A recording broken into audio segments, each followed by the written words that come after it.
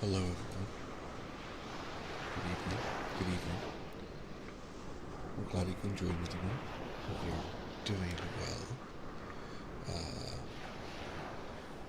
Tonight we'll be continuing our read-through of Anna Karenina.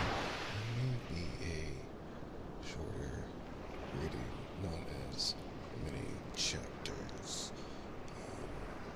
I'm going to start a little bit later than I prefer, but done during. Thank you so much for paying the shiny tax. And hello, all our fun watchers and everyone who is lurking. So nice to see you.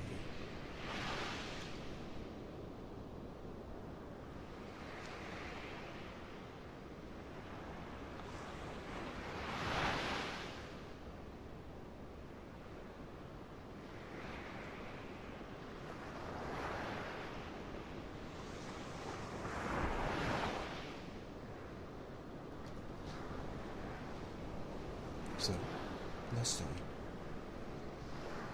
we were dealing with the aftermath of Anna and Alexei Alexandrovich's preliminary marriage, and there was a brief moment of someone coming along, with Anna believing that maybe she can fight the good fight and carry on a relationship, only then to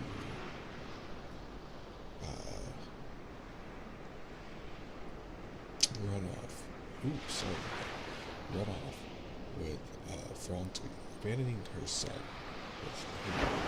we now have no idea what will happen to him. And I don't know if she took her own baby.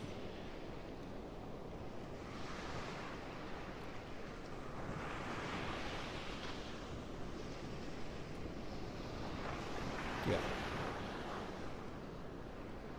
And then they haven't obtained a divorce, so legally Anna and Alexei are still married, and now it is a scandal on her part. And it'll be interesting to see what happens now.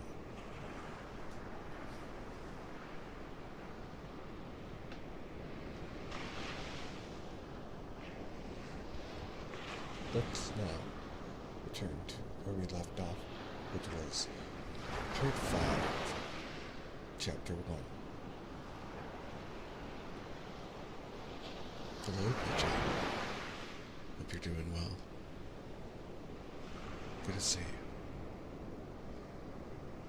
And, as always, please let me know if I need to adjust my audio at all.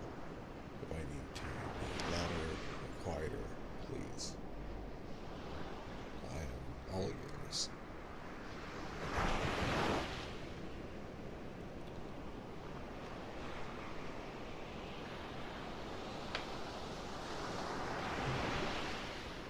One second.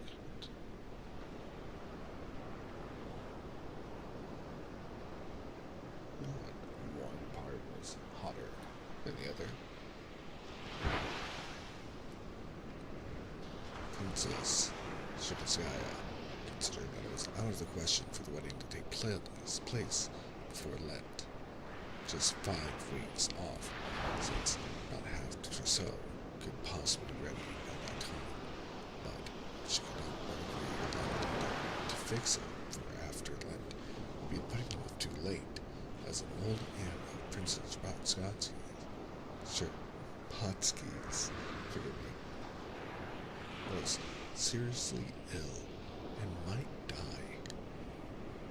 And then the mourning would delay the wedding still longer, and therefore deciding to divide the trousseau into 2 parts, a larger and smaller, for so the princess consented to have the wedding before Lent.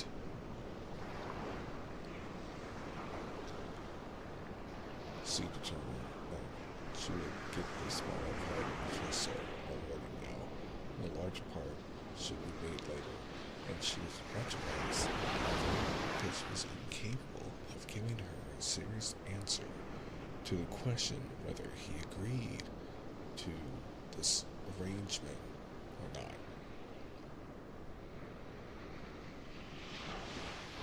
The arrangement was the more suitable, as immediately after the wedding, the young people would go to the country where the more important part of the trousseau would not be rented.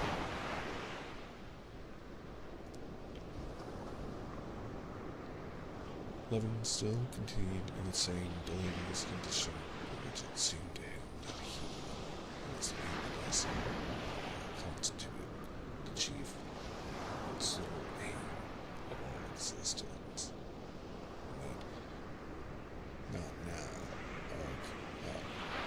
that he not now think or care about anything, that everything was being done and would be done for him by others,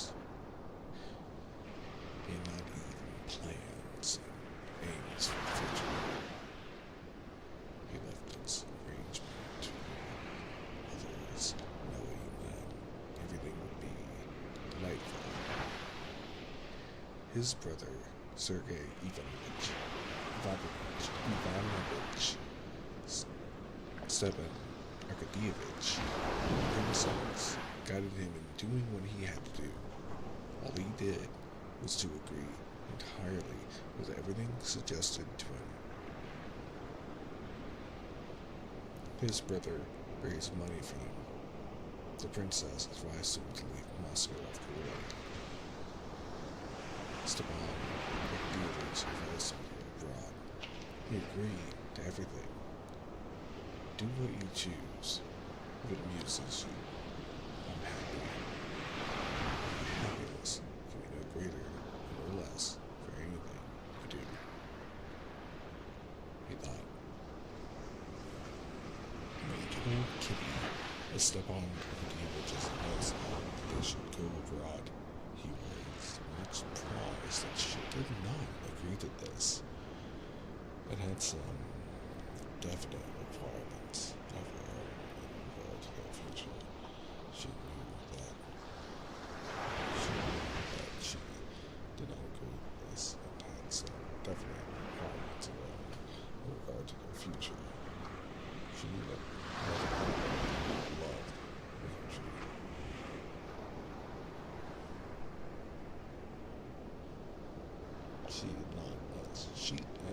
She did not, as he saw, understand its work. She did not even care to understand it, but that did not prevent her from regarding it as a matter of great importance. And then she knew their home would be the country. She wanted to go, not abroad, as she was not going to live, but to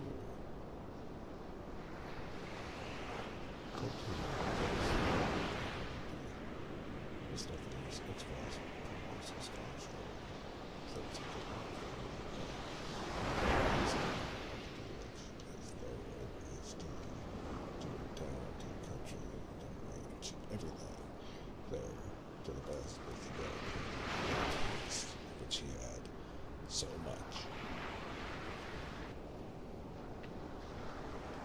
But I say, Stepan Arkadievich sat down one day after he had come back from the country, where he had got everything ready for the young people's arrival, having a certificate of having been a confession. No, but whatever. You can't be married without it. Cried Levin. Why, I hope I did that correctly. Please, let me know in the comments if I did not. Why, I believe it's 9 years since I've taken the sacrament and moved out of it. You're a pretty fellow, said Stepan Arkadievich, laughing. You call me a novelist, but it's wrong to you know, you must take the sacrament. Wait, I think it's enough now. Stepan Arkadievich arranged this also. Levin had to go to confession.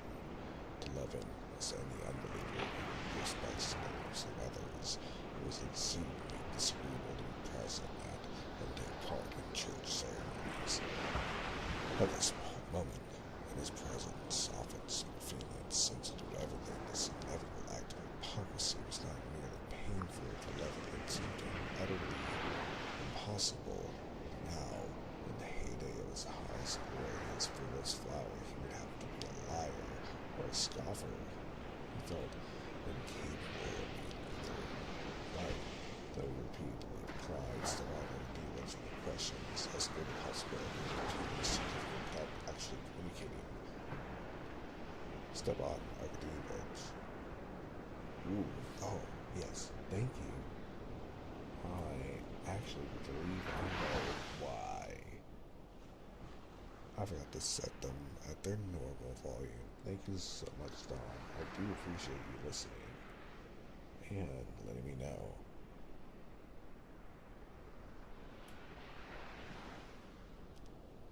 That should make up for it.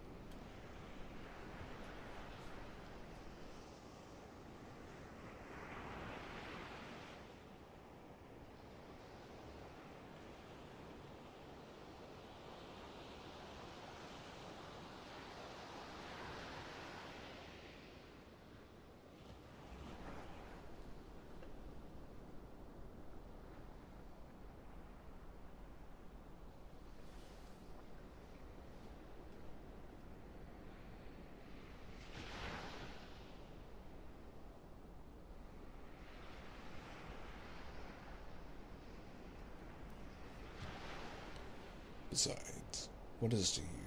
2 days? He's an awfully nice, clever old fellow. He'll pull the tooth out for you so gently you won't notice it. Standing at the first litany, Levin attempted to revive in himself his usual recollections of the intense religious emotion he had passed through between the ages of 16 and 17. But he was at once convinced that it was utterly impossible to him. He attempted to look at it all as an empty custom having no sort of meaning, like the custom of painting cars. But he felt that he could not do that either. Levin found himself, like the majority of his contemporaries, in the vaguest position in regard to religion. Believe he could not, and at the same time he had no firm conviction that was all wrong, and consequently not being able to believe in the significance of what he was doing, nor to regard it with indifference as an empty formality. During the whole period of preparing for the sacrament, he was conscious of a feeling of discomfort and shame at doing what he did not himself understand, and what, as an inner voice told him, was therefore false and wrong.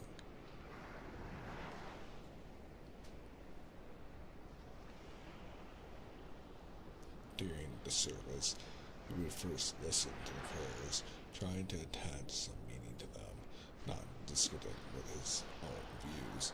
Then, feeling that he cannot understand and must condemn them, he tried not to listen to them, but to attend to thoughts, observations, and memories which floated through his brain with extreme vividness during this idle time of standing in church.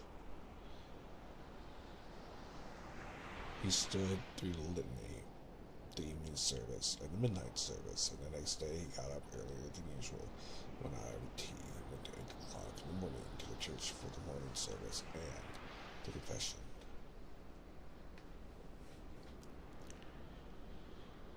There was no one in the church but a beggar soldier, 2 old women, and church officials. A young deacon whose long back showed in 2 distinct halves through his thin under cassock met him, and at once going to a little table at the wall read the exhortation.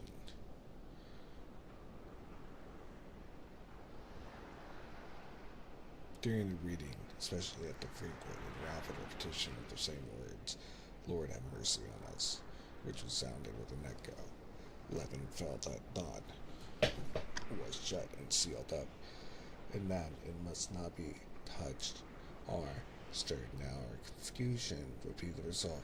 And so, standing behind the deacon, he went on thinking of his own affairs, neither listening nor examining what was said.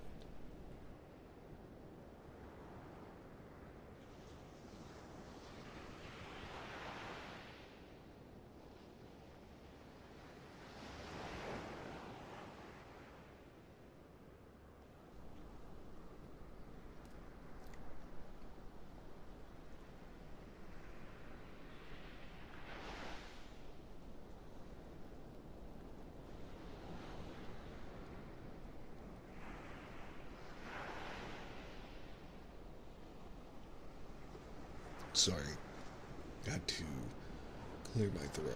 I began coughing.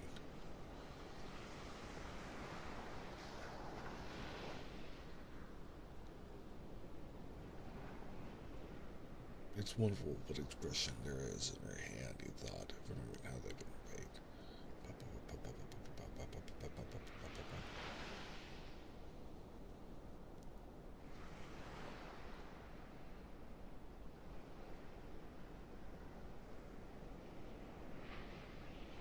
He thought, remembering how they had been sitting the day before at a corner table.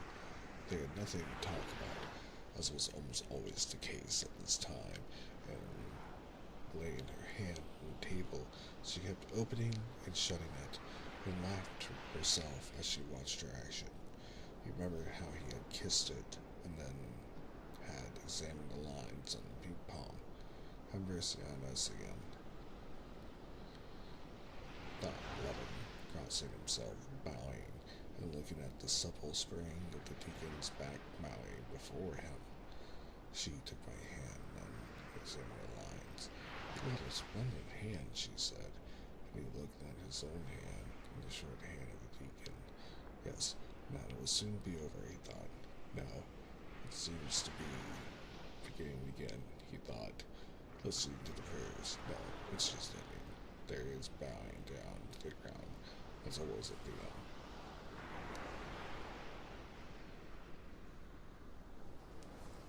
end. Sorry for that. The deacon's hand in a plush cuff accepted a 3-ruble note unobtrusively. The deacon said he would put it down in the register. And his new boots creaking gently over the flagstones of the church, he went to the altar. A moment later, he peeped out thence and beckoned to Levin. Dawn, tightly locked up, began to stir Levin's head, but he made haste to drive away. We were come right somehow, he thought, and went towards the altar rails. He ran up the steps, and turning to the right saw the priest. The priest, a little man with scanty, grizzled beard and weary, good-natured eyes, was standing at the altar rails, turning over the pages of a missal. With a slight bow to Levin, he began immediately reading prayers in the official voice. When he had finished them, he bowed down to the ground and turned, facing Levin.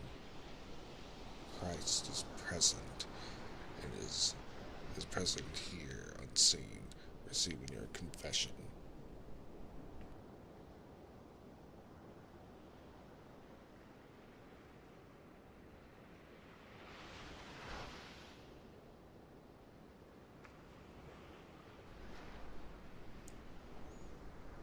He said, pointing to the crucifix, do you believe in all the doctrines of the Holy Apostolic Church? The priest went on, turning his eyes away from Levin's face and folding his hands under his stole. I have doubted. I doubt everything, said Levin in a voice that jarred on himself. He ceased speaking. The priest waited a few seconds to see if he would not say more. Closing his eyes, he said quickly with a broad, Vladimirsky accent,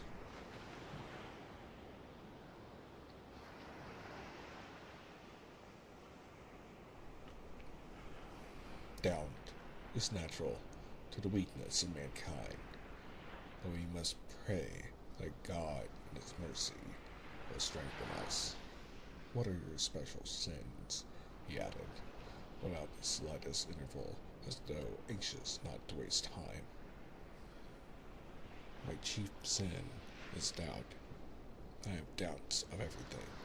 For the most part, I am in doubt. Doubt is natural to the weakness of mankind. The priest repeated the same words. What do you doubt about principality? I doubted everything. I sometimes even have doubts of the existence of God. Livy could not help saying, and he was horrified at the impropriety of what he was saying. But Levin's word did not, it seemed, make much impression on the priest. What sort of doubt can there be of the existence of God? He said hurriedly, with just a perceptible smile. Levin did not speak. What doubt can we have of the Creator when we behold His creation? The priest went on in the rapid customary jargon. He was decked the heavenly firmament with its light, was clothed the earth in its beauty. How explain it without the Creator? He said, looking inquiringly at Levin. Levin felt that it would be improper to enter upon a metaphysical discussion with the priest, and so he said in reply merely what was the direct answer to the question. I don't know, he said. You don't know? Then how can you doubt that God created all? The priest said, with good-humored perplexity. I don't understand it at all, said Levin, blushing, and feeling that his words were stupid, and that they could not be anything but stupid in such a position.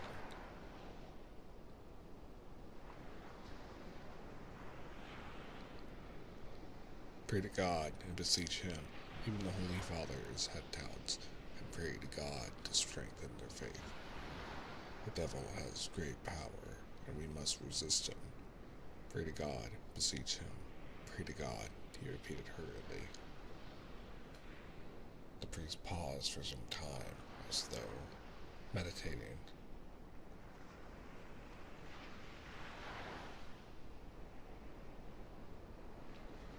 You're about, I hear, to marry daughter, a parishioner and son in the spirit, Prince Sabatsky, he resumed with a smile, an excellent young lady.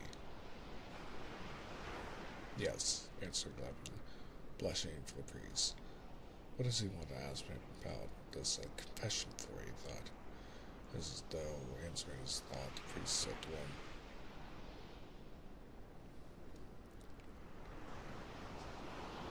You are about to enter into holy matrimony, and God may bless you with offspring.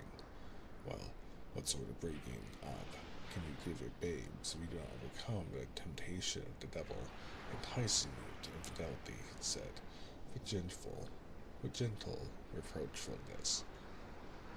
If you love your child as a good father, you will not desire only wealth, luxury, honor for your infant. You will be anxious for its salvation, its spiritual enlightenment with the light of truth. What answer will you make him when the innocent babe asks you, Papa, who made all that? Who changed me in this world? The earth, the waters, the sun, the flowers, the grass. Can you say to him, I don't know? You cannot but know, since the Lord God in His infinite mercy has revealed it to us. Or your child will ask you, what awaits me in the life beyond the tomb? What will you say to him when you know nothing? How will you answer him? Will you leave him till you learn next the world and the devil? That's not right, he said. And he stopped, putting his head on one side, and looking at Levin with his kindly, gentle eyes. Levin made no answer this time, not because he did not want to enter upon a discussion with the priest, but because, so far, no one had ever asked him such questions. Also, Joshua Decker, hello. Welcome on in. Glad to have you here.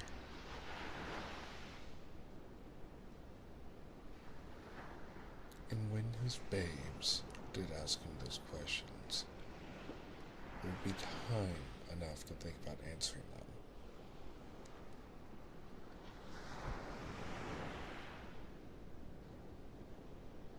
You were entering upon a time, a life, pursuit the priest, when you must choose your path and keep to it. Pray to God that he may, in his mercy, ease you and have mercy on you, he concluded. Our Lord and God, Jesus Christ, in the abundance and riches of his loving kindness, forgives this child. And, finishing the prayer of absolution, the priest blessed him and dismissed him. Again home that day, Levin had a delightful sense of relief at the awkward position being over and having been gone through without his having to tell a lie. Apart from this, there remained a vague memory that what the kind, nice little fellow had said had not been at all so stupid as he had fancied at first, and that there was something in it, but it must be cleared up.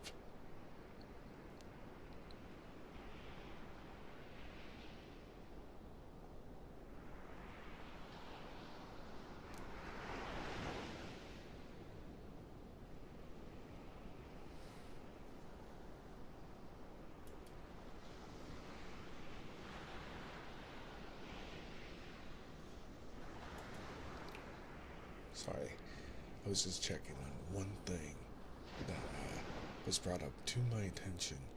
I just want to make sure that everything was okay. Thank you so much for your patience.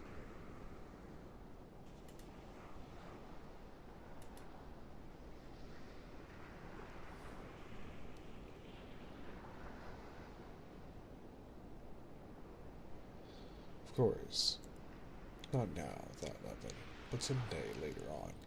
Levin felt more than ever now that there was something not clear, not clean in his soul, and that, in regard to religion, he was in the same position which he perceived so clearly and disliked in others, and for which he blamed his friend Stevowski.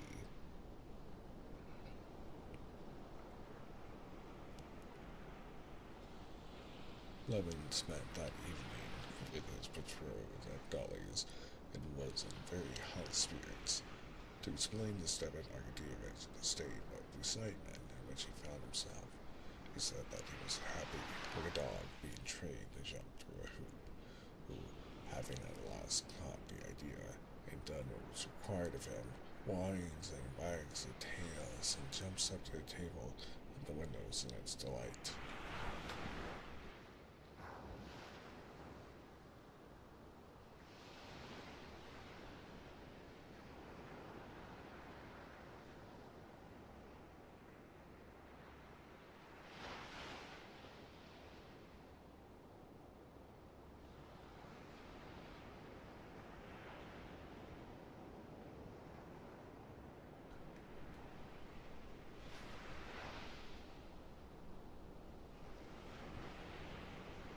Chapter 2 of Part 5.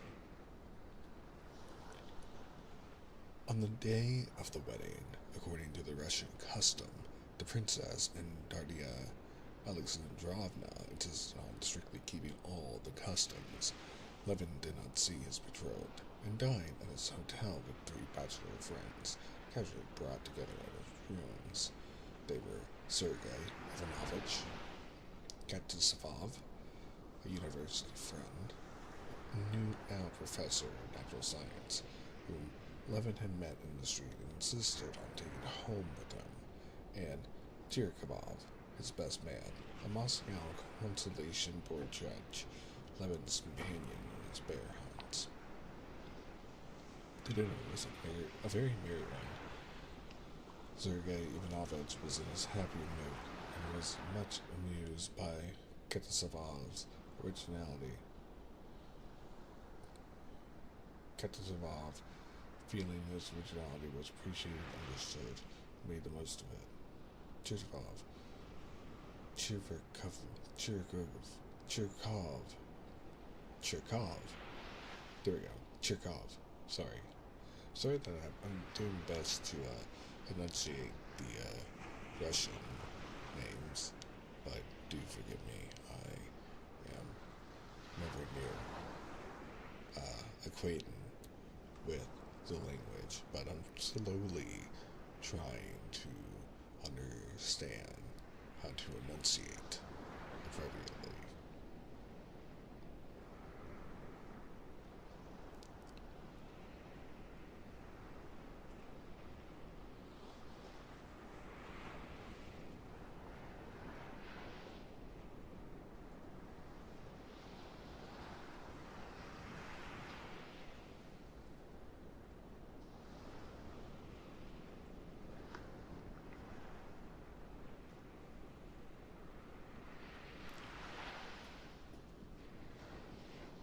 See now, said Katasov, drawling his words from a habit acquired in the lecture room.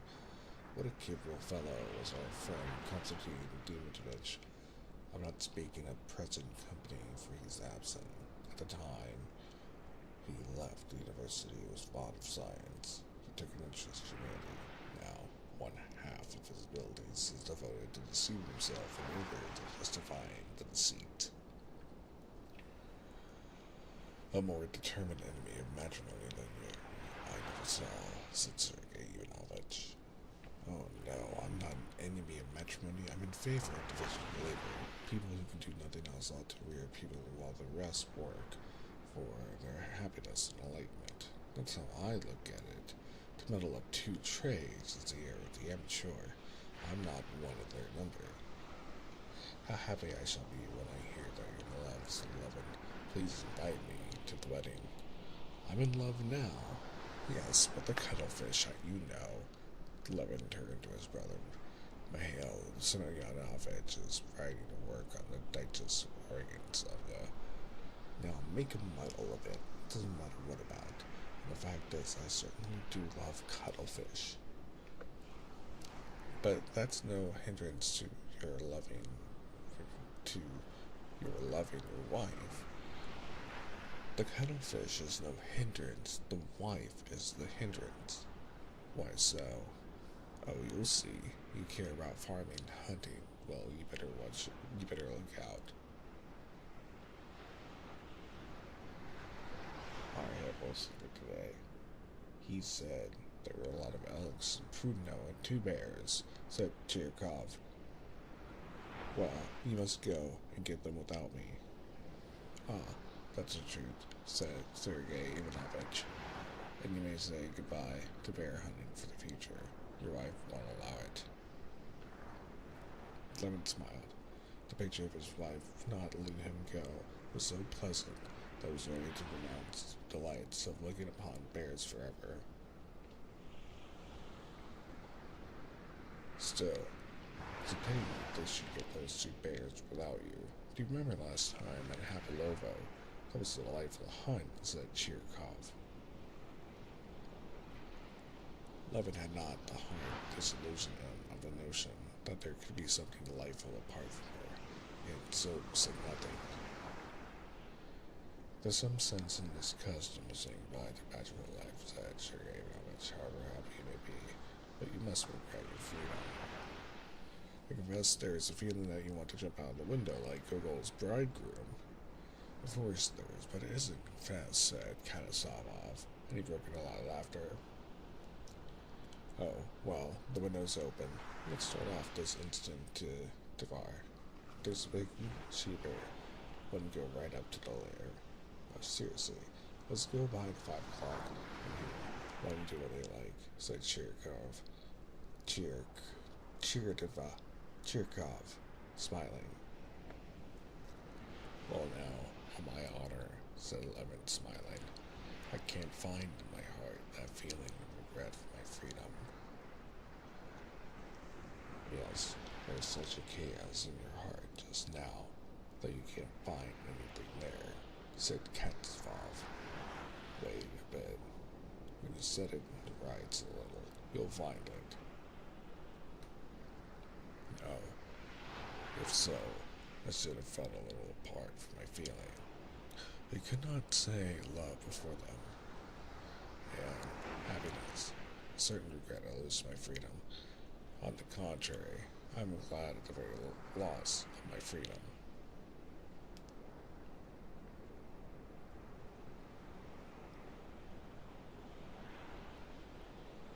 Awful. It's a hopeless case, said Captasvav. Well, let's drink to his recovery. I wish that 100 part of his dreams may be realized. But that would be happiness such as never been seen on earth.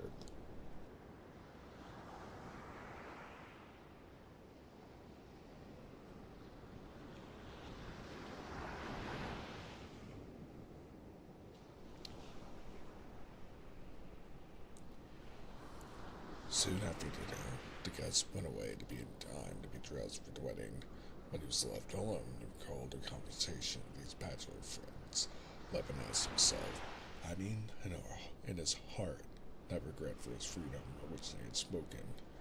He smiled at the question. Freedom? What is freedom for? Happiness is only in loving and wishing her wishes, thinking her thoughts. That is to say, not freedom at all. That's happiness. But do I know her ideas, her wishes, her feelings? Some voice suddenly whispered to him. The smile died away from his face, and he grew thoughtful, and suddenly a strange feeling came upon him. There came over him a dread and doubt. Doubt of everything. What if she does not love me? What if she's marrying me simply to be married? What if she doesn't see herself what she's doing? He asked himself. She may come to her senses, and only when she's being married realize that she does not and cannot love me.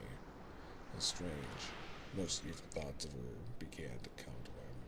He was jealous of Vronsky, as he had been a year ago, as though the evening he had seen her and Vronsky had been yesterday. He suspected she had not told him everything.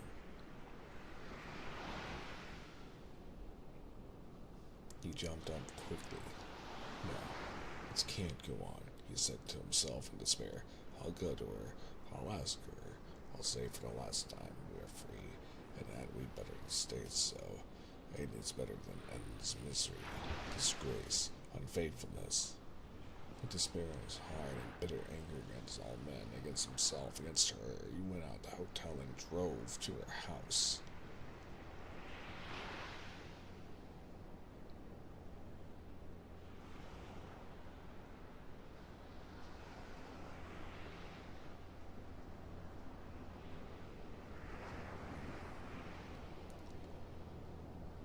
He found her in one of the back rooms.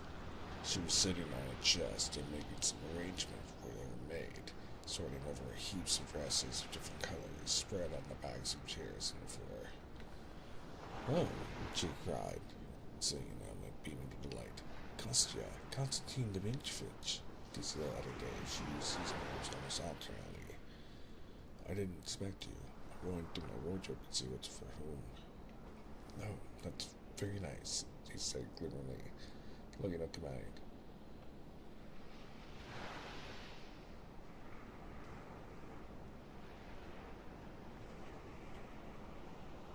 You can go Dunya stuff.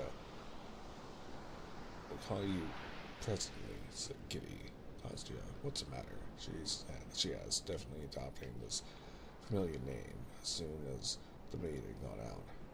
She noticed his strange face, agitated, glooming, and panic came over her. Kitty, I'm in torture. I can't suffer alone, he said, with despair in his voice.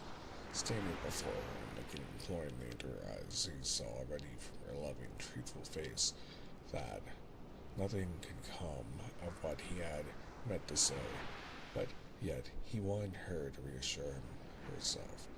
I've come to say that there is still time. This can all be stopped and set right. What? I don't understand. What is the matter? What if I said 1,000 times over, came out thinking that I'm not worthy of you? You couldn't consent to marry me. Think a little. You made a mistake. Think it over thoroughly. You can't let me. You better say so, he said, not looking at her. I shall be wretched. Let people see what they like. Anything's better than misery. Far better now while there's still time. I don't understand, she answered, panic-stricken. You mean you want to give it up? Don't want it? Yes, if you don't love me.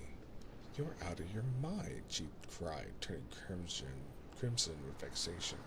But his face was so piteous that she restrained her vexation, and flinging some clothes off on an armchair, she sat down beside him.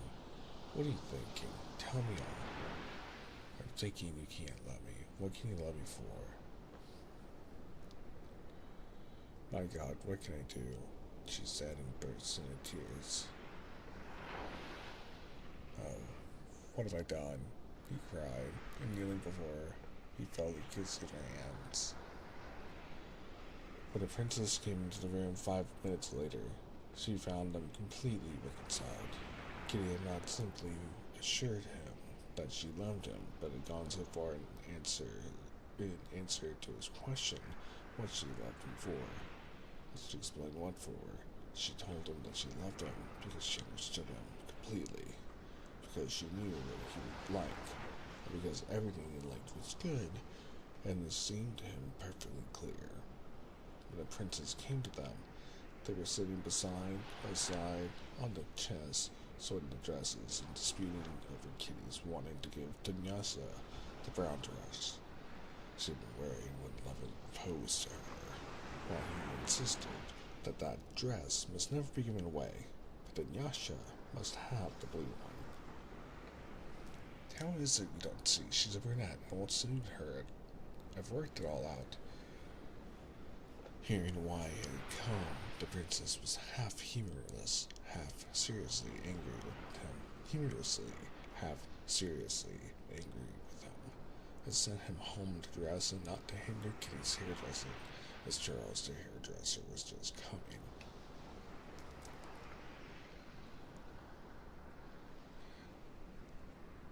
As it is, she's been eating nothing lately, and it's losing her looks. And then you must come and upset her with your nonsense, she said to him. Get along with you, my dear. Levin, guilty and shamefaced, but pacified, went back to his hotel.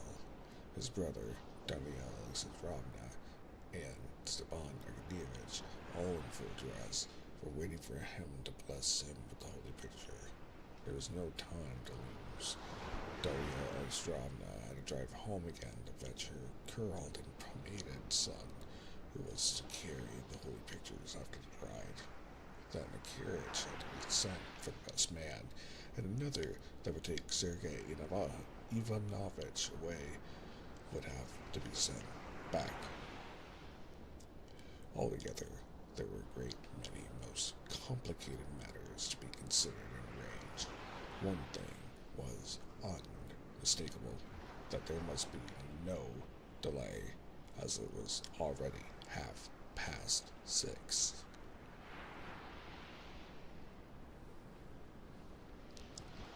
Nothing special happened at the ceremony of benediction with the holy picture. Stepan Arkadyevich stood in a comically solemn pose beside his wife, took the holy picture, and telling Levin to bow down to the ground, he blessed him with his kindly, ironical smile and kissed him 3 times. Darya Alexandrovna did the same, and immediately was in a hurry to get off, and again plunged into intricate question with the destinations of the various carriages. Apologies.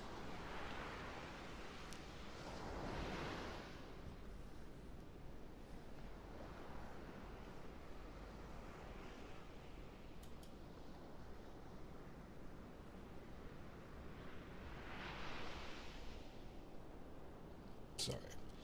Let me retry that.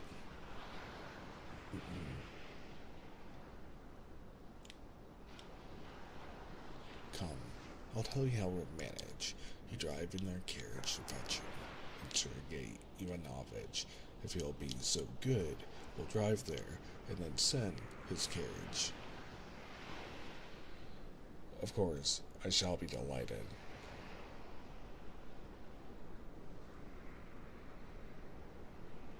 We'll come on directly with them. Are your things sent off? Said Stepan Arkadyevich. Yes, answered Levin, and he told Kozma to put out his clothes for him to dress.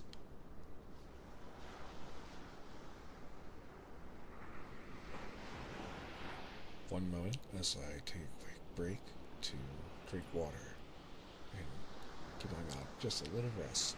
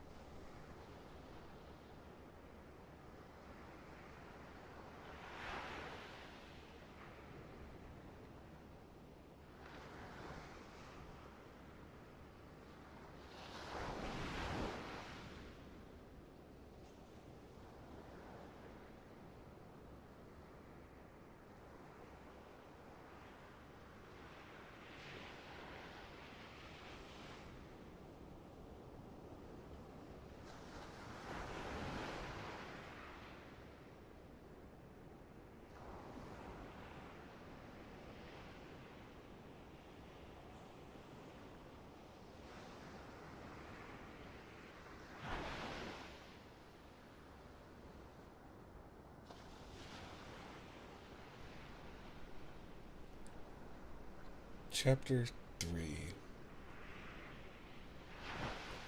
A crowd of people, principally women, was thronging round the church lighted up for the wedding.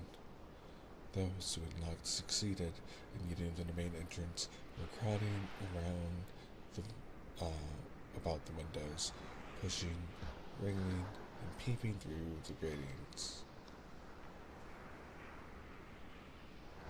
More than 20 carriages had already been drawn up in ranks along the street by the police. A police officer, regardless of the frost, stood at the entrance, gorgeous in his uniform. More carriages were continually driving up, and ladies were wearing flowers and carrying their trains, and men taking off their helmets or black hats kept walking into church. Inside the church, both lustres were already lighted, and all the candles before the holy pictures. The gilt on the red ground of the holy picture stand indicated relief on the pictures. The silver of the lustres and candlesticks, and the stones of the floor, and the rugs, and the banners above in the choir, and the steps of the altar, and the old blackened books, and the castles and surplices, all were flooded with light.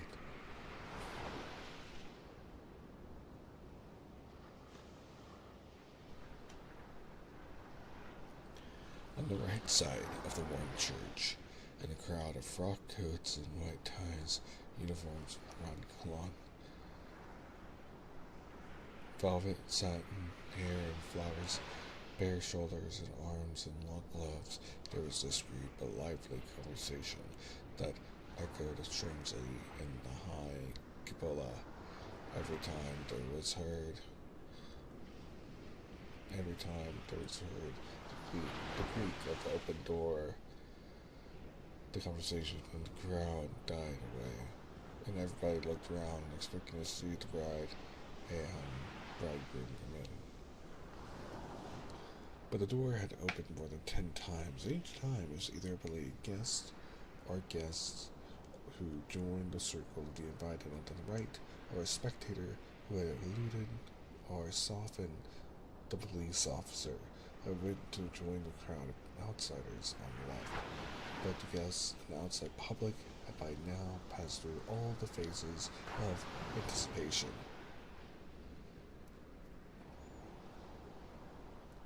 At first, They imagined that the bride and bridegroom would arrive immediately, and attached no importance at all to their being late.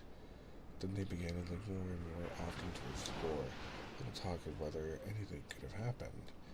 Then, the long delay began to be positively discomforting, and relations and guests tried to look as if they were not thinking the bridegroom were engrossed in conversation. The head deacon, as though to remind them of the value of his time, coughed impatiently, making the window panes quiver in the frames, and the choir at the board choristers could be heard trying their voices and blowing their noses.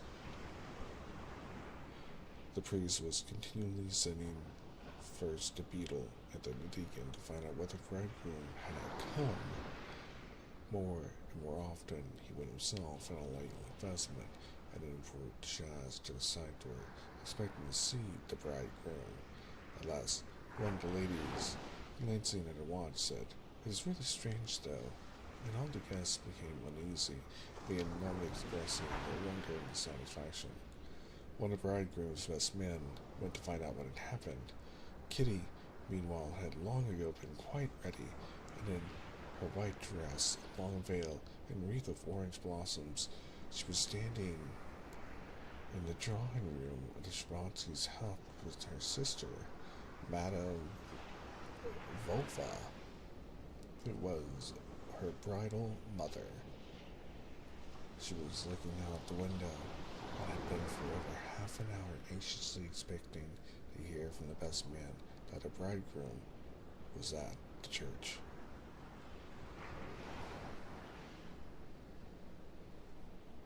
Levin, meanwhile, in his trousers, without his coat and waistcoat, was walking to and fro in his room at the hotel, continually putting his head out the door and looking up and down the corridor. But in the corridor, there was no sign of the person he was looking for, and he came back in despair, and frantically waving his hands, addressed Stepan Arkadyevich, who was smoking serenely. "Was ever a man in such a fearful fool's position?" he said. "Yes, it is stupid."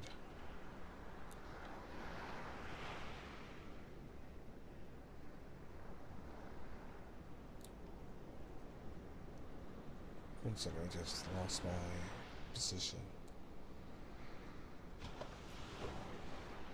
"Yes, it is stupid," Stepan Arkadyevich assented, smiling soothingly. "But don't worry, it'll be brought directly." "No. What is to be done?" said Levin, with smothered fury. "And these fools of open waistcoats."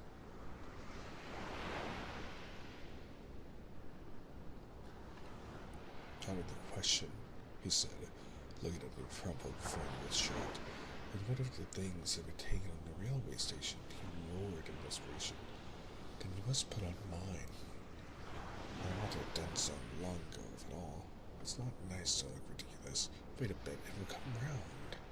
The point was that when Levin asked for his evening suit, Cosmo's old servant had brought him a coat, waistcoat, and everything that was wanted. "But the shirt!" cried Levin. "You've got a shirt on," Cosmo answered with a pleasant smile. Cosmo had not thought of leaving out a clean shirt and not receiving instructions to pack up everything and send it around to Shabatsky's house, for which the young people were set to set out the same evening.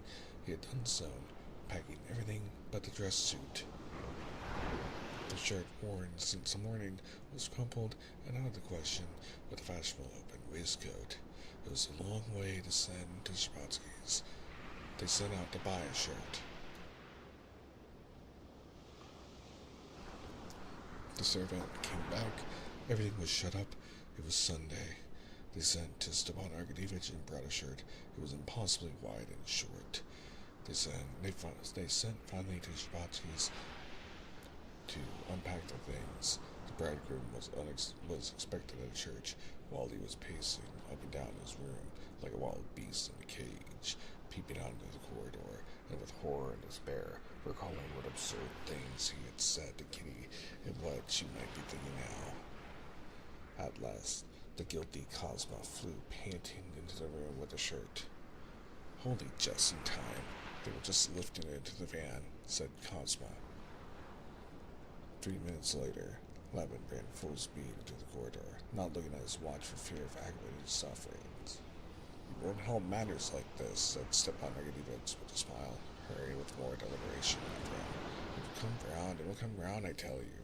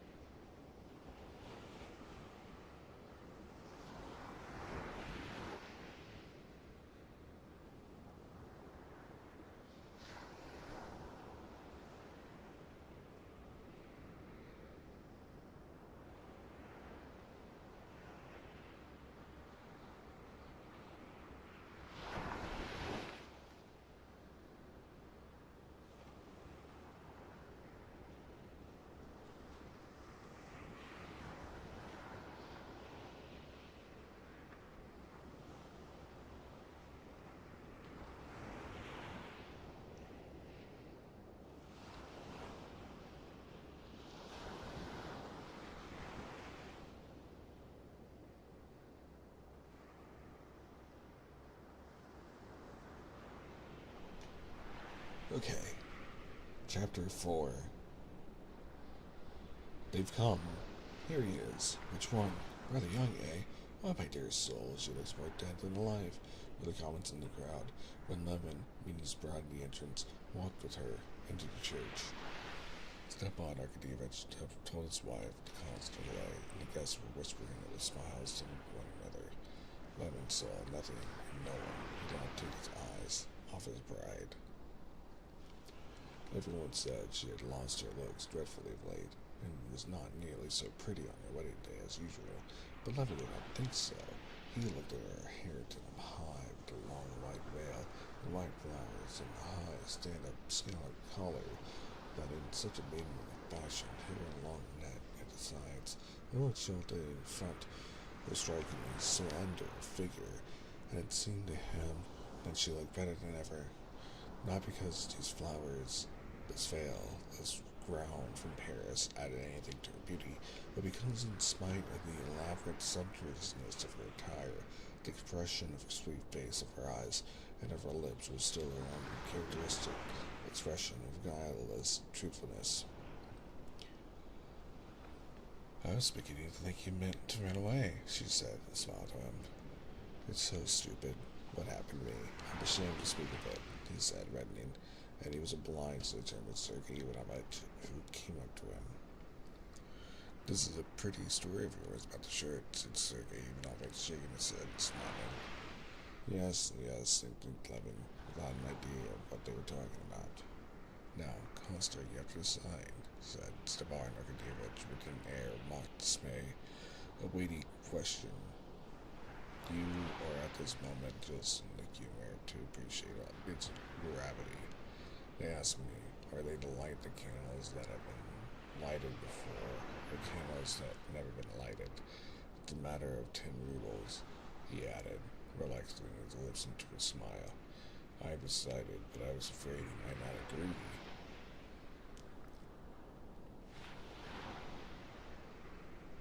Levin saw it was a joke, but he could not smile. "Well, how's it to be then? Unlighted candles, that's the question."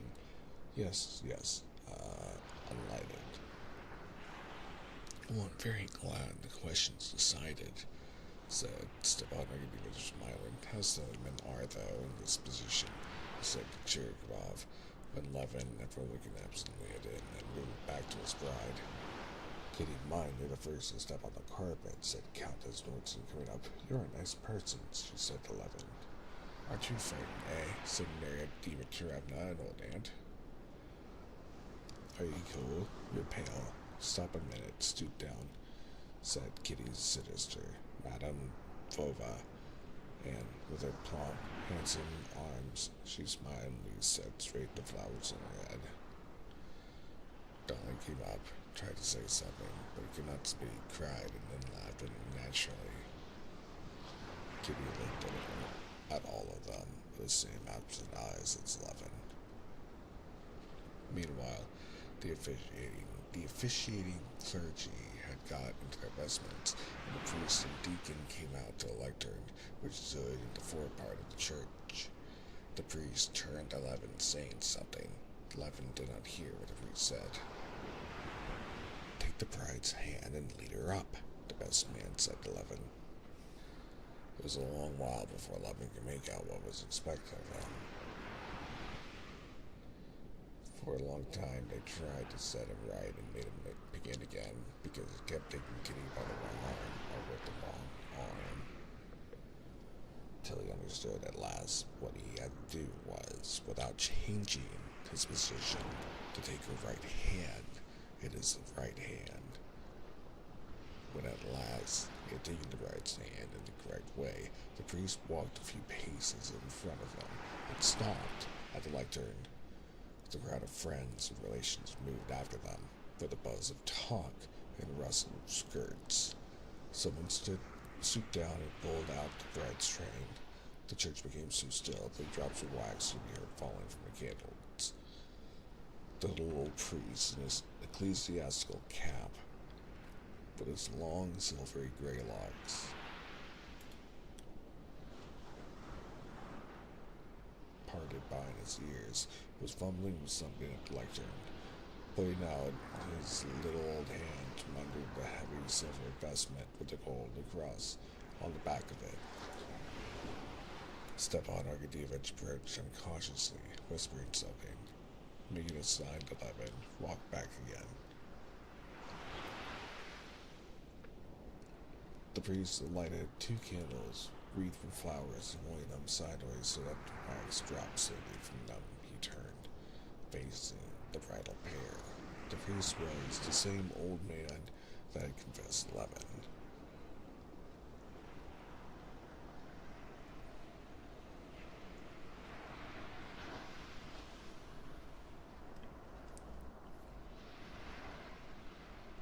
He looked with weary and melancholy eyes at the bride and bridegroom, sighed, and put his right hand out from his vestment, blessed the bridegroom with it, and also with a shade of solicitous tenderness laid the crossed fingers on the bowed head of Kitty. Then he gave them the candles, and taking the censer, moved slowly away from them. Can it be true, thought Levin, and he looked round at his bride. Looking down at her, he saw her face in profile, and from the scarcely perceptible quiver of her lips and eyelashes, he knew she was aware of his eyes upon her. She did not look around, but a high, scalloped collar that reached her little pink ear trembled faintly. He saw that his eye was held back in her throat, and the little hand with the long glove shook as it held the candle. All the fuss of the shirt of being late, all the talks of friends and relationships and relations, their annoyance, his ludicrous position, all suddenly passed away, and he was filled with joy and dread. The handsome and stately deacon, wearing a silver robe and his curly locks standing out at each side of his head, stepped smartly forward and lifted his stole on 2 fingers, stood opposite the priest. Blessed be the name of the Lord.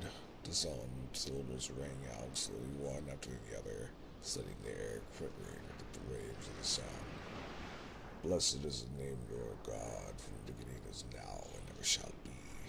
The old priest answered in a submissive piping voice, still fingering something at the lectern, and the full chorus of the unseen choir rose up, filling the whole church from the windows to the vaulted roof, with broad waves of melody. It grew stronger, rested for an instant, and slowly died away. They prayed, as they always do, for peace from on high, and for salvation, for the Holy Synod, and for the Tsar. They prayed, too, for the servant of God, Constantine, and now plying their troth.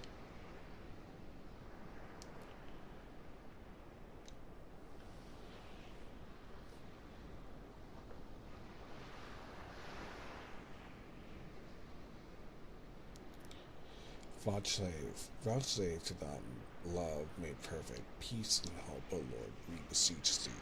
The whole church seemed to breathe for the voice of the head deacon. Levin heard the words and they impressed him. How did I guess that it was to help? Just help that one wants. He thought, regarding all his fears and doubts away. What do I know? What can I do in this fearful business? He thought. Without help? Yes. It is help I want now. When the deacon had finished the prayer for the imperial family, the priest turned to the bridal pair with a book. Eternal God that joins together in love them that were separate. He read in a gentle, piping voice, was ordained the union of holy wedlock that cannot be set asunder.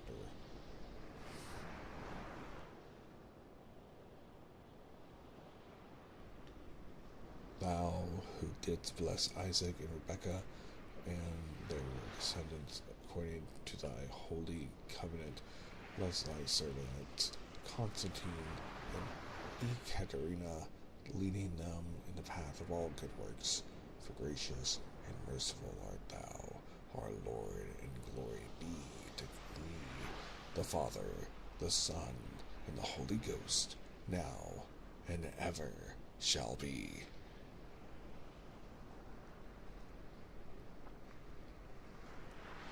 Amen. The unseen choir is rolling again upon the air.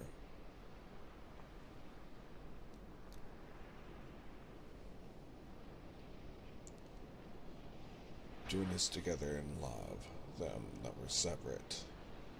What deep meaning in those words, and how they correspond with what one feels at this moment, thought Levin. Is she feeling the same sigh? And looking round, he met her eyes, and from their expression, he concluded that she was understanding it just as he was. But this was a mistake. She almost completely missed the meaning of the words of the service. She had not heard them. In fact, she could not listen to them and take them in. So strong was the one feeling that filled her breast and grew stronger and stronger. That feeling was joy, the completion of the process that was for the last month and a half had been going on in her soul, and that during those 6 weeks been a joy and a torture for her. On a day when in the drawing room of the house in the Arlington Street, she had gone up to him in a purple dress and given himself to him without a word. On that day, at that hour, there took place in her heart a complete severance from all her old life, and quite a different, new, utterly strange life had begun for her. The old life was actually going on as before. Those 6 weeks had been her a time of the utmost bliss and the utmost mystery. All her life, all her desires and hopes were concentrated on this one man, still incomprehended by her, to whom she was bound by a feeling of alternate attraction and repulsion, even less comprehended than the man himself. And all the while she was going on living in the outward conditions of her old life. Living the old life, she was horrified at herself, at her insurmountable callousness to all her own past, to things, to habits, to the people she had loved, to her love who loved her, to a mother who was wounded by her indifference, to her kind and her father, till then dearer than all the world. At one moment she was horrified at this indifference, at another she rejoiced at what had been brought to this indifference. What had brought her to this indifference? She could not frame a thought, not a wish apart from life with this man. But this new life was not yet, and she could not even picture it clearly to herself. There was only anticipation, the dread and joy of the new and the unknown, and now behold, anticipation and uncertainty and remorse at the abandonment of the old life. All was ending, and the new was beginning. This new life could not but have terrors for an experience, but terrible or not, the change had been wrought 6 weeks before in her soul, and this was merely the final sanction of what had long been completed in her heart.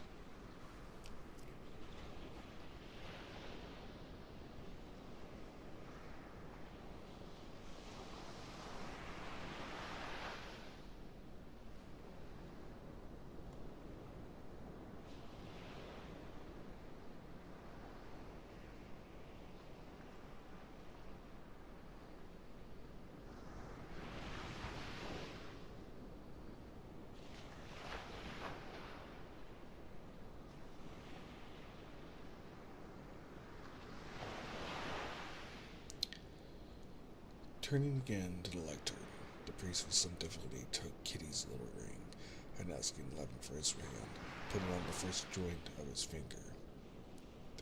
The servant of God, Constantine, plights his troth to the servant of God, Katerina. The servant of God, Constantine, plights his troth to the servant of God, Katerina, and putting his big ring on Kitty's touchingly weak, pink little finger, the priest said the same thing.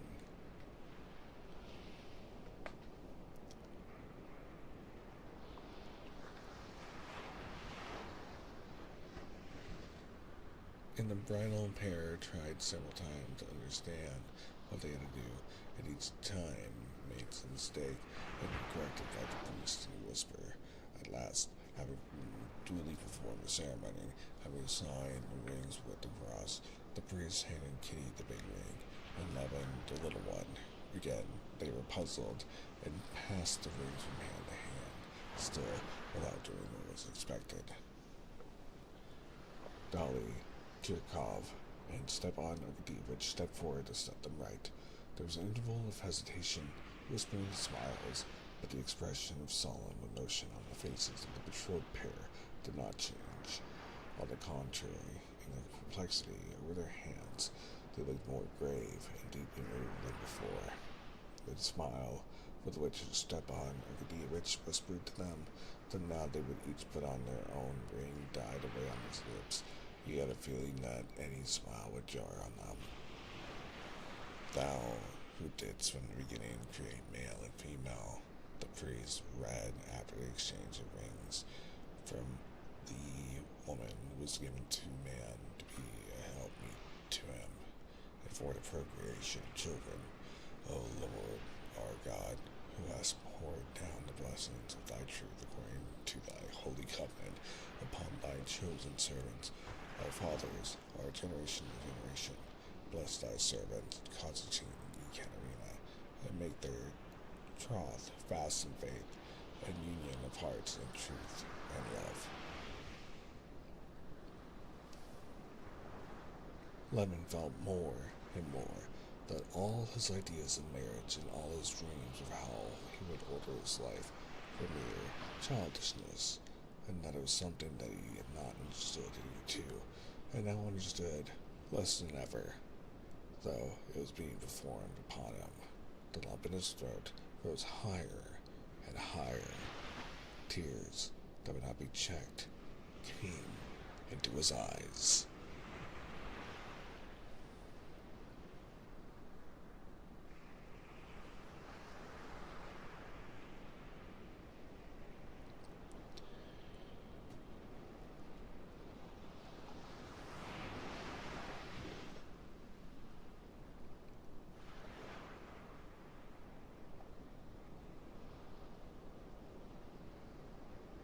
Chapter 5.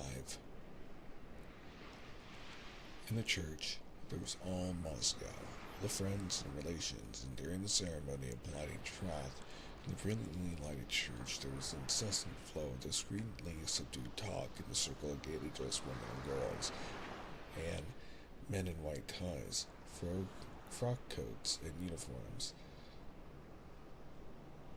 The talk was principally kept up by the men, while the women were absorbed in watching every detail of the ceremony, which always means so much to them. Thank you so much for the photo story, boy. Welcome on in. Welcome to the Shiny Squad. Hi, hi, hi.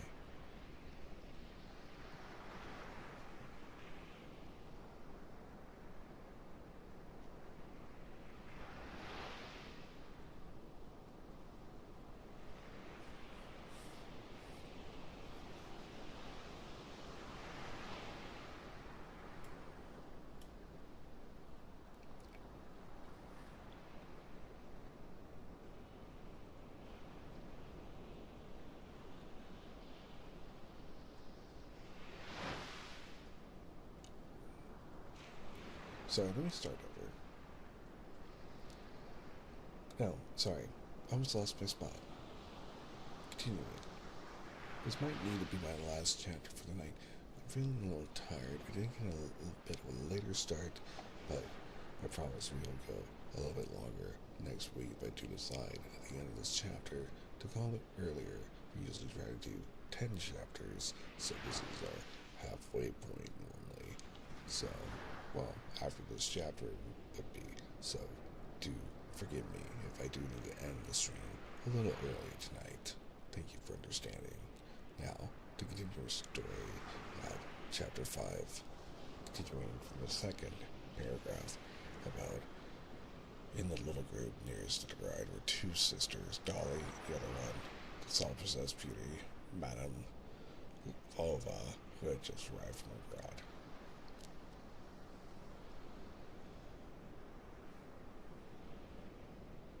Why is it Mary's lilac as bad as black at a wedding? Said Madame Krasinskaya. With her complexion, it's one salvation, responded Madame Trubatskaya. I wonder why they had the wedding in the evening. It's like shop people.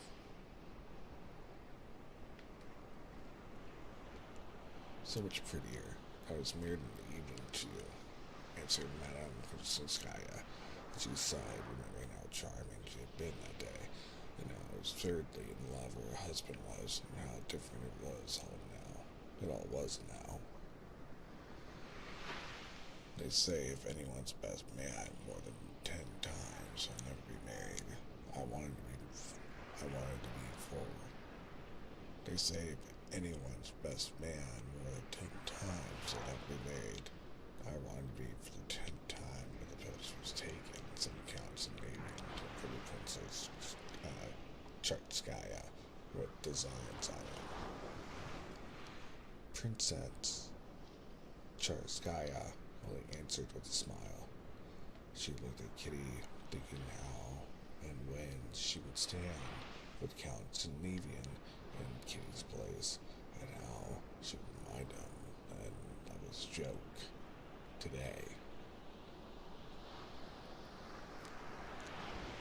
Trubetsky told the old maid of honor, Madame Nikoleva, that he meant to put the crown on Kitty's chignon for luck. She had not have worn a chignon, answered Madame Nikoleva, had long ago made up her mind that if the elderly widower she was longing for married her, the wedding should be of the simplest. I don't like such grandeur.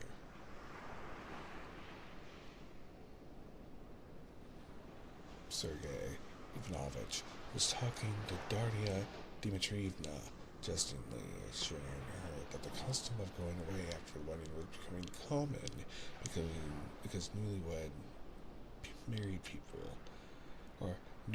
people always felt a little ashamed of themselves.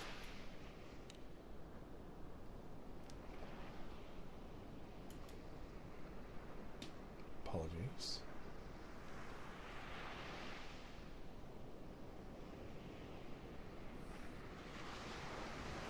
Your brother may feel proud of himself. She's a marvel of sweetness. I believe her envious. Oh, I forgot over that. Darya Dmitrievna. Dmitrievna, he answered, and a melancholy and serious expression came over his face. Stepan Arkadyevich was telling his sister-in-law his joke about divorce. The wreath once setting straight, she answered, not hearing him. What a pity she's lost her looks, Countess Nordstrand and Madame Volva.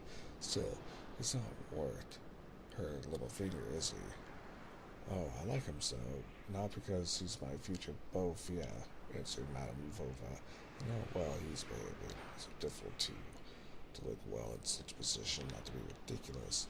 I mean, it's not ridiculous. It's not affected. One can see it's moved. You expected it, I suppose. Alma, she's always cared for him. Well, we shall see which of them will step on the rug first. I warned Kitty. It will make no difference, said Madame Volva. We're all obedient wives in our family. Oh, I stepped on the rug before Vasily on purpose, and you, Dolly? Dolly stood beside them. She heard them, but she did not answer. She was deeply moved. Tears stood in her eyes, and she could not have spoken without crying.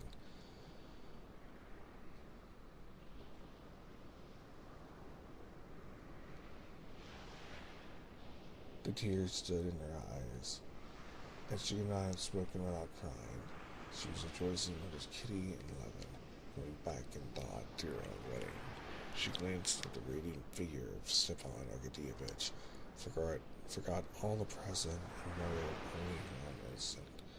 She recalled not herself only, but all her women friends and acquaintances. She thought of them on the one day of their triumph, when they had stood like Kitty on the wedding ground.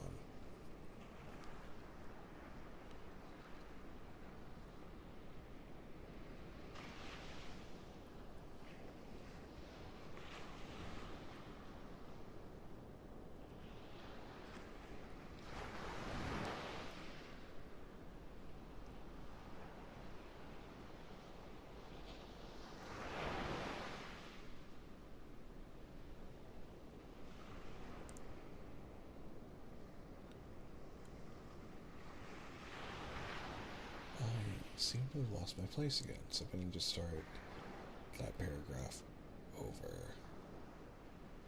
Dolly stood beside them. She heard them, but she did not answer. She was deeply moved. The tears stood in her eyes, and she could not have spoken without crying. She was rejoicing over Kitty and Levin going back in thought to her own wedding. She glanced at the radiant figure of Stepan Arkadyevitch, forgot all the present, and remembered only her own innocent love. She recalled not herself only, but all her women friends and acquaintances. She thought of them on that day, the one day of their triumph, when they had stood like Kitty on their wedding ground, with love and hope and dread in their hearts, renouncing the past and stepping forward in a mysterious future.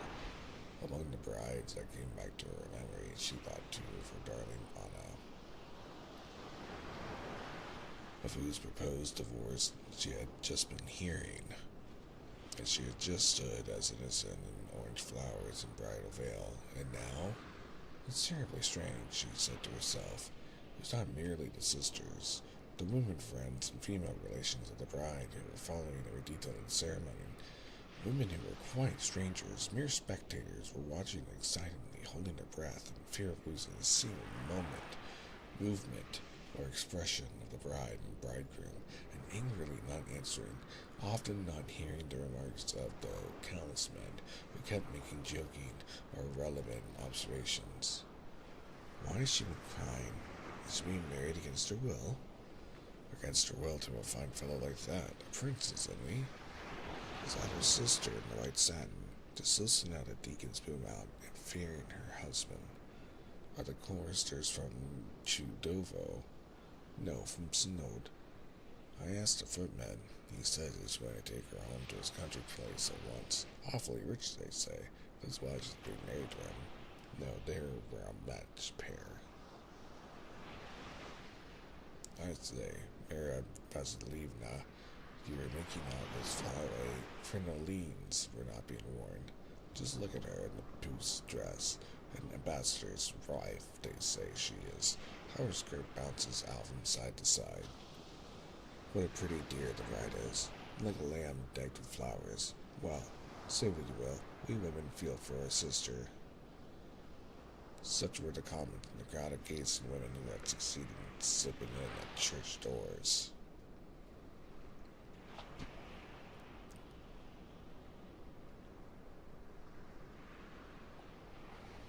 Hello, Elena. How are you doing today? Hopefully you're doing well. It's nice to have you with us. And I hope everyone is having a very cozy evening. As always, please let me know if there's anything at all that I can adjust. As always, I appreciate you being here, and I hope that you enjoy your stay. Because I appreciate your company. Nice, well you came to the right place. Give me 1 second. I'm going to be rehydrating before we continue.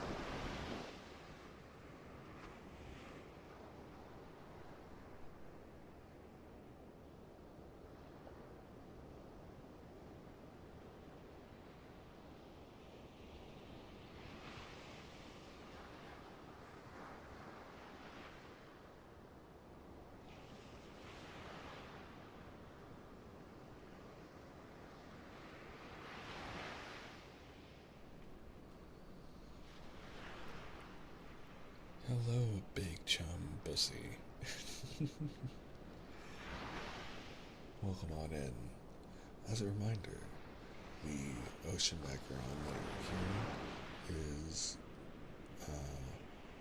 was personally made by yours truly using the same audio equipment that I'm using right now to read the story to you. I think I would like to read another chapter to you all tonight, if that's okay. So I hope you all are cozying in and are actually enjoying your stay. And as another reminder, if you're not with us on this story and you're wanting to start at the beginning, all of our readings are collected in the ASMR VODs playlist. This is part 12 of our reading of our book, and we're actually, I believe, almost halfway through the book itself, if I have to really believe it. Let's see, 6 and 8, yep. We're halfway there. It's very exciting. Ooh, that's really interesting. I've not heard much about lucid dreaming. To be honest, I just need a calming voice. I'm not even focused on the actual words. Exactly. And if you guys don't mind some brief behind the scenes of ASMR reading for our storytelling before we continue on, that's kind of the vibe I'm going for, because there's audiobooks of Anna Karenina, of course, but is there an audiobook of the book that's just someone reading all this like lore with an ocean background, trying to be as well mixed as possible so that's just cozy and comforting? Because that's what I'm going for, like someone reading to you. It's more about the presence and the art. Although, of course, I always try to do every story I share justice. I hope to one day get a proper storm recording.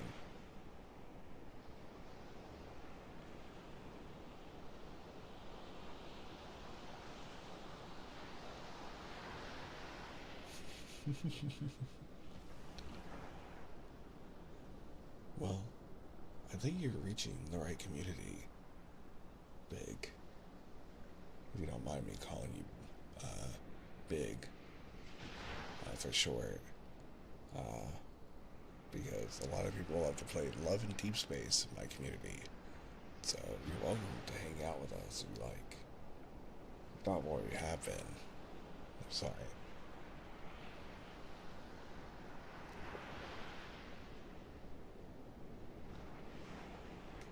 Now, I'm going to hydrate one more time, and we will continue to the next chapter.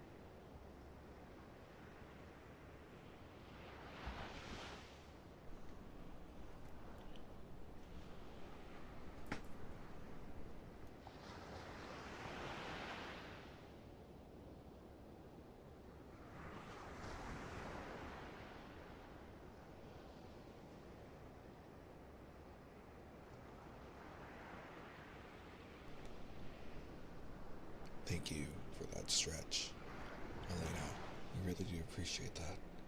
And now, to continue the reading for the night. Part 5, Chapter 6. When the ceremony of Pilates troth was over, the beetle spread before the lectern in the middle of the church a piece of pink silken stuff.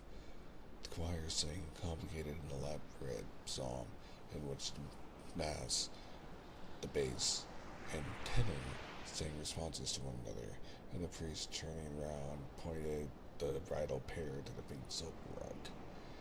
Though both had often heard a great deal about the saying that the one who steps first in the rug will be the head of the house, neither Levin nor Kitty were capable of recollecting it as they took the few steps towards it.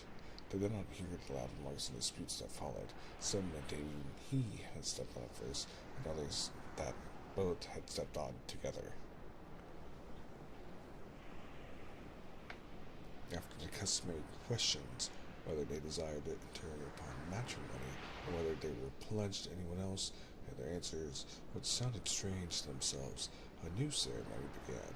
Kitty listened the word to the prayer, tried to make out their meaning, but she could not.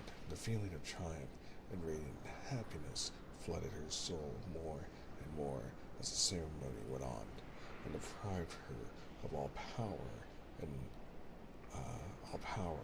of attention.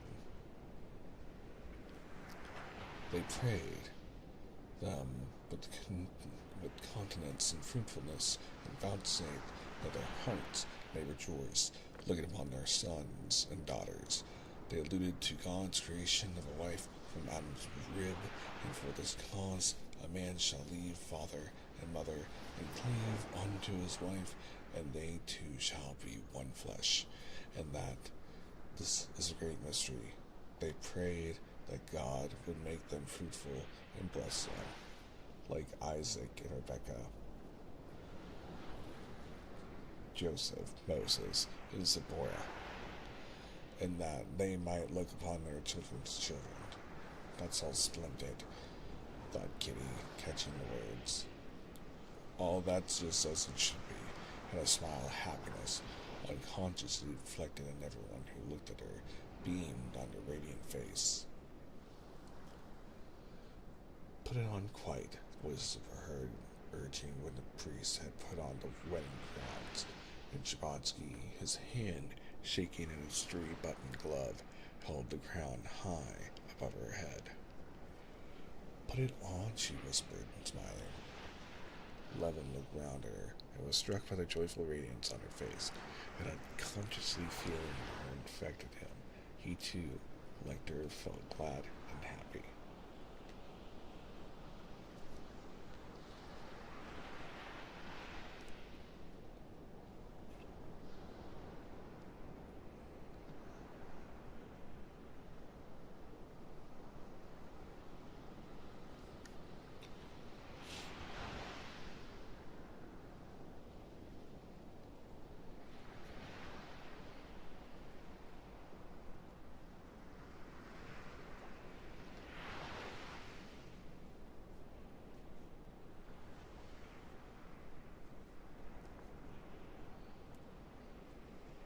They enjoyed hearing the epistle read, and the roll of the head deacon's voice at the last verse, awaited with such impatience by the outside public.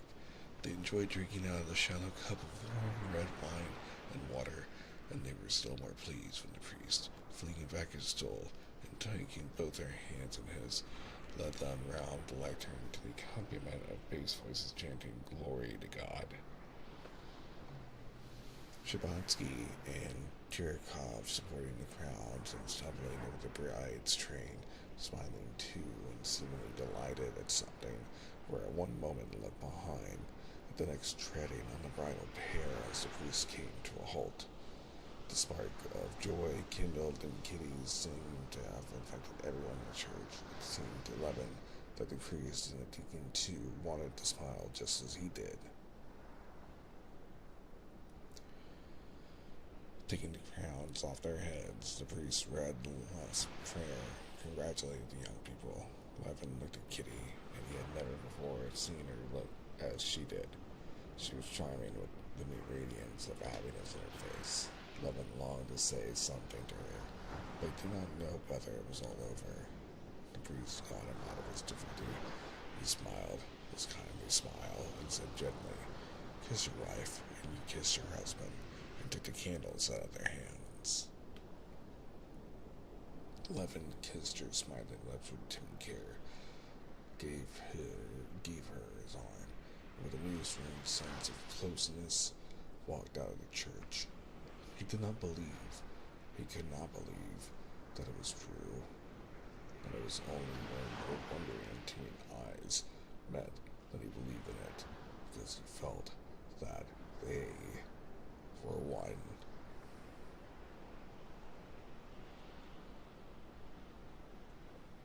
After supper, the same night, the young people left for the country.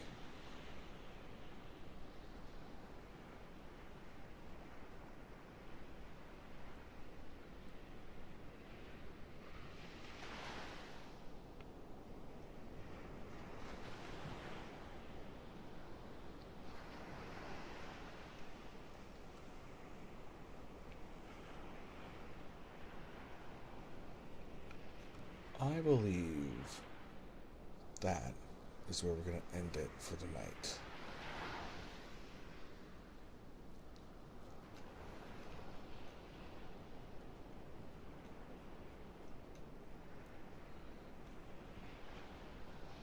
I feel like that was a good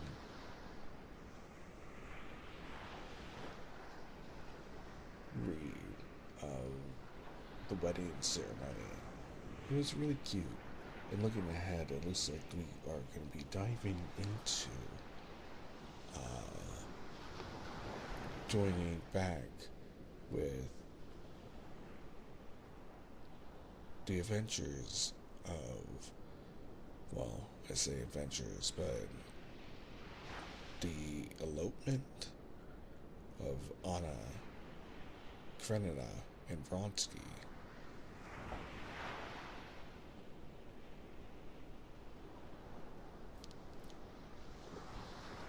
So, I think for this episode, we'll leave it with the wedding, and, I want to see if there's any other smaller ASMR creators on that maybe I could send you all to, if you all would like. That way you guys can continue to be cozy.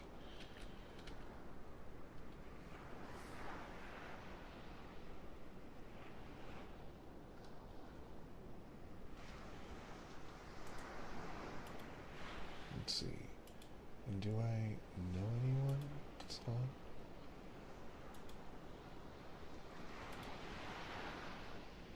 That's comfy and quiet. If not, I'll just end the stream right here. But also over on YouTube. Thank you guys so much for being with me tonight. And then, once again, I apologize for a shorter stream. Also apologize for my recent inconsistency. I had a slight dip in health and another adjustment to my medication, which has cause me to sleep a lot, which is good. I need to catch up to it, but we've made some improvements that hopefully will, help me really be able to achieve a lot of things that I want to. So, thank you guys so much for hanging out with me tonight. I need this time too.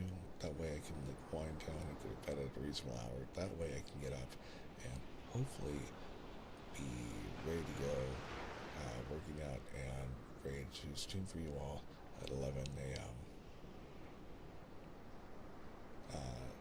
We will be playing more Hollow Knight. So, look forward to that. And so, thank you all for joining me. Have a blessed time, Joe. You too, Elena. Thank you all. Take care. Good night. Good night, you. Good night. And let me see. I do not see if